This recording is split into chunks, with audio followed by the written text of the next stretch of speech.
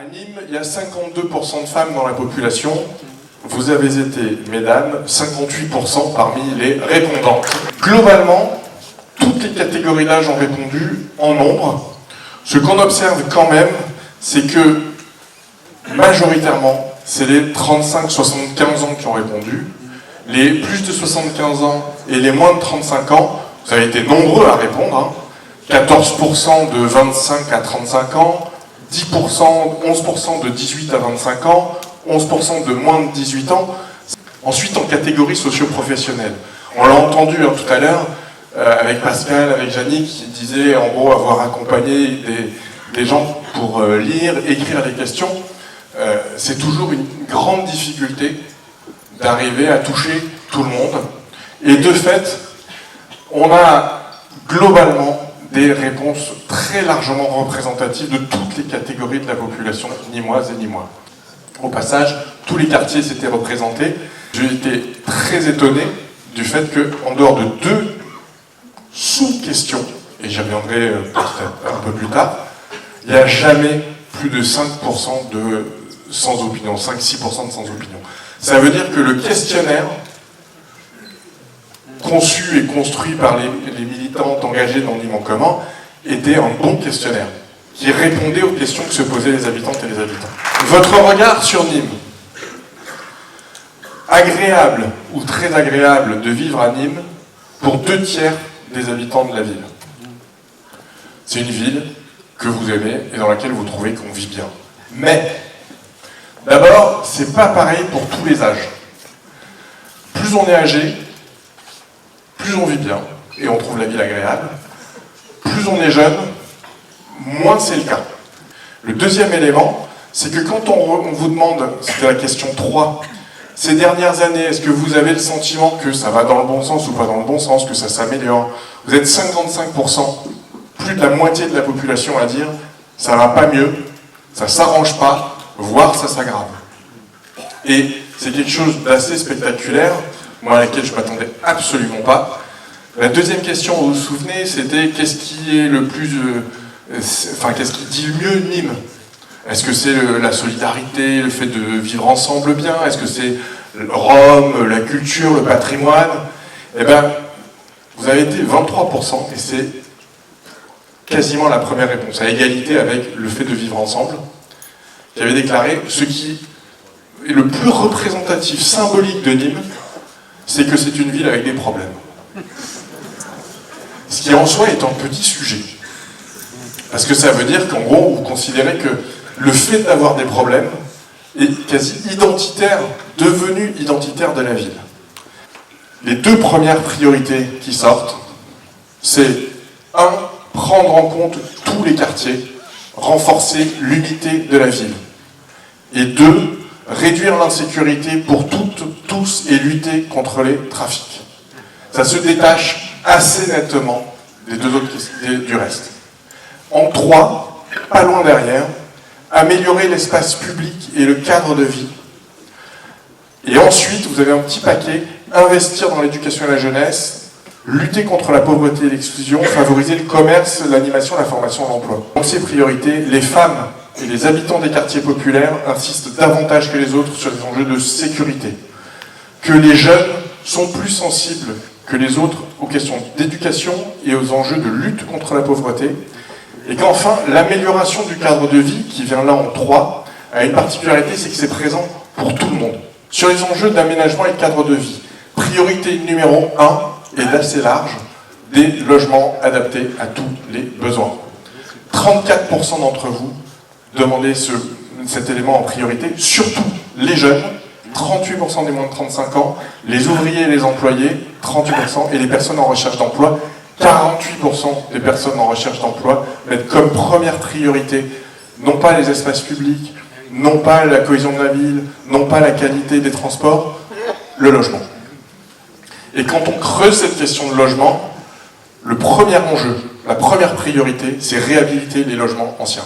L'unité et la cohésion de la ville font consensus pour tous. Les cadres et professions intermédiaires se mobilisent plus sur les enjeux de déplacement et d'adaptation climatique.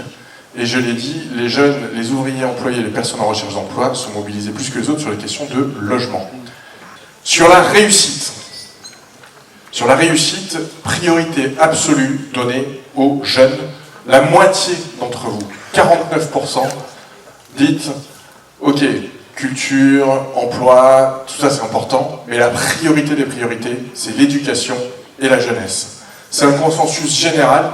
Seuls les habitants les plus modestes placent parfois la formation et l'emploi au même niveau. Donc il y a clairement un gros message. 50% des Limoises et des Limois disent priorité numéro 1 la jeunesse, et parmi ceux-là, 40% d'entre vous dites emploi, formation. Et quand on creuse derrière, offres culturelles et sportives plus accessibles pour un quart. Vous êtes 55% sur les enjeux d'économie à favoriser d'abord commerce, artisanat, entrepreneuriat social de proximité dans les quartiers.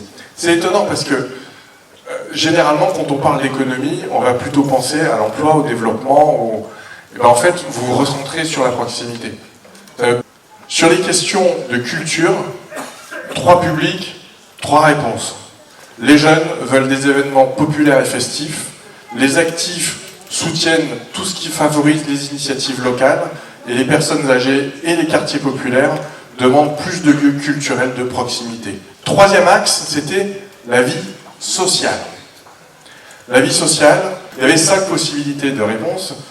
Il y avait les questions de violence et d'insécurité, il y avait des questions de lien entre les quartiers, des questions de solidarité entre les habitants, de santé ou de pauvreté et exclusion. Eh bien, il y a 2 priorités qui se détachent nettement, avec une en tête. C'est la priorité pour faciliter la vie sociale dans la ville, c'est la sécurité. 42% d'entre vous. Ensuite, en 2, et vraiment à touche-touche, c'est lutter contre la pauvreté et l'exclusion.